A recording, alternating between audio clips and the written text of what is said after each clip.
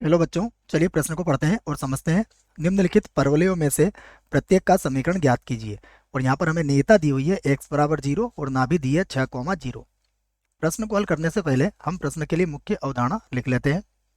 तो प्रश्न के लिए मुख्य अवधारणा जिसकी सहायता से इस प्रश्न को हल किया जाएगा। मुख्य अवधारणा में हम परवलय की जो परिभाषा है उसको सीखेंगे बच्चों। यहाँ पर देखिए, हम जानते हैं कि परवलय पर अगर कोई बिंदु है, परवलय परवलय पर पर बिंदु परवलय पर बिंदु की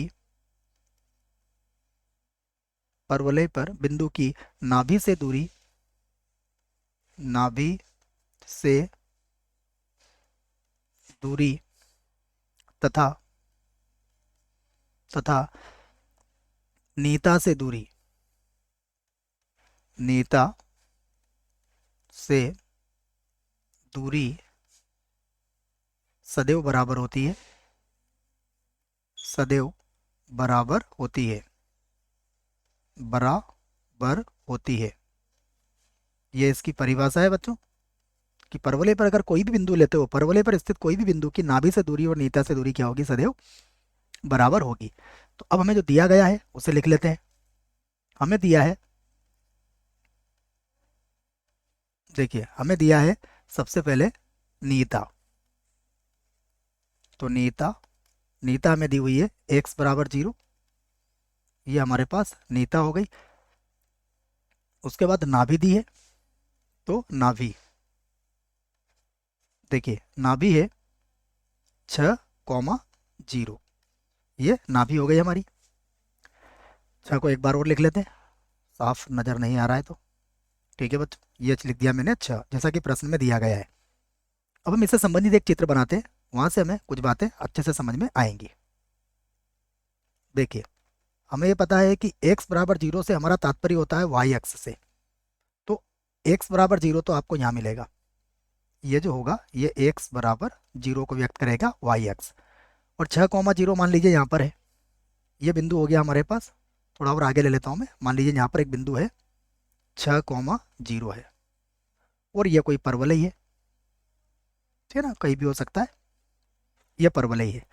तो अब यदि परवलय पर कहीं पर भी आप कोई बिंदु लेते हो, मान लीजिए परवलय पर यहाँ पर आपने कोई बिंदु ले लिया h कॉमा के, इसे मैं p से व्यक्त कर देता हूँ h कॉमा के। तो इस परवलय की यहाँ से दूरी और इस बिंदु की, बच्चों बिंदु P की नाभि से दूरी और इससे दूरी क्या होगी? बराबर होगी। तो हम इसी बात को लिख लेते हैं कि माना माना परवलय पर वलय पर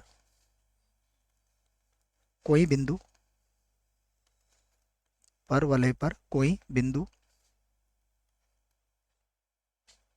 P ले लेते हैं हम, h कॉमा के है, h कॉमा के है, ठीक है।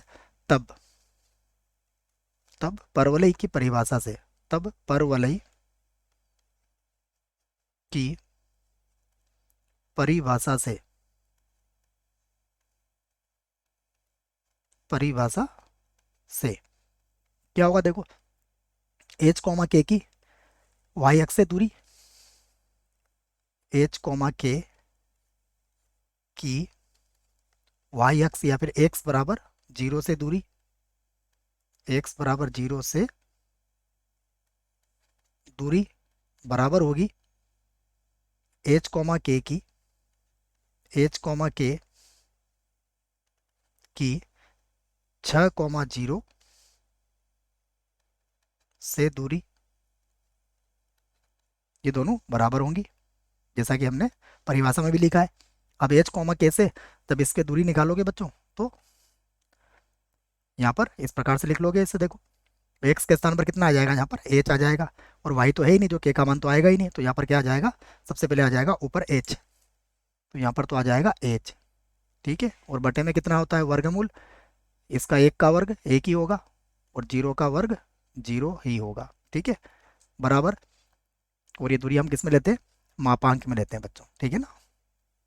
अब दो बिंदुओं के मध्य की दूरी का सूत्र लगा देंगे। तो दूरी का सूत्र क्या लगेगा? एच माइनस 6 का वर्ग प्लस वाई माइनस 0 का, वाई की जगह क्या लिखना पड़ेगा, एच कॉमा के था ना, तो ये दूरी सूत्र लगा दिया हमने, ठीक है ना, एच और ये हो गया के माइनस 0 का वर्ग, ठीक है ना बच्चों। अगर ये बात आपके समझ में नहीं आई है तो मैं इसको यहाँ पर बता देता हूँ आपको। देखिए x1 कॉमा y1 यदि कोई बिंदु दिया जाता है और यदि कोई रेखा दी जाती है ax plus b y plus c बराबर 0, तो इस बिंदु की इस रेखा से दूरी के लिए सूत्र हम क्या लगाते हैं, यह सूत्र लगता है ax1 बी वाई1 प्लस सी, और बटे में होता है वर्गमूल के अंदर a का वर्ग प्लस b का वर्ग, ठीक है ना, और ये हम इसका धनात्मक मान लेते हैं। यह सूत्र मैंने इधर लगाया है बच्चों, ठीक है, इसको हटा देता हूँ मैं, तो यह सूत्र आप याद रखें, ये यहीं पर लगाएं। अब यहाँ क्या मिलेगा हमें, यहाँ तो एच ही मिलेगा, केवल एच मिलेगा, इसको हल कर लेते हैं। इसको हल करेंगे तो ये हो जाएगा एच का वर्ग माइनस ये हो जाएगा 12h प्लस हो जाएगा 36 और प्लस यहाँ हो जाएगा के का वर्ग, ये हो जाएगा, दोनों पक्षों का वर्ग कर सकते हैं आप, तो लिख सकते हैं वर्ग करने पर तो ये h का वर्ग हो जाएगा यहाँ पर देखिए, बराबर यहाँ भी h का वर्ग माइनस का 12h प्लस का होगा 36 और प्लस हो जाएगा k का वर्ग।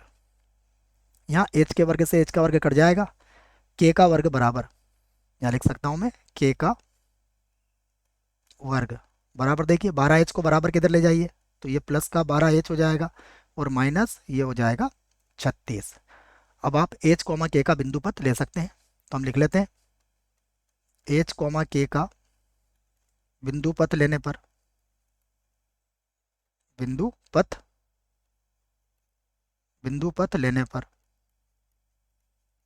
लेने पर इसका बिंदु पथ लेंगे तो देखो ये बन जाएगा y का वर्ग, तो ये हो जाएगा y का वर्ग बराबर यहाँ हो जाएगा 12, h का मान क्या होगा x माइनस कितना हो जाएगा 36, तो ये जो होगा हमारे प्रश्न का उत्तर होगा बच्चों। तो जो परवलय का समीकरण है, जो परवलय का समीकरण है, हमसे प्रश्न में यही पूछा गया था बच्चों। आशा करता हूँ प्रश्न का उत्तर समझ में आया होगा। धन्यवाद।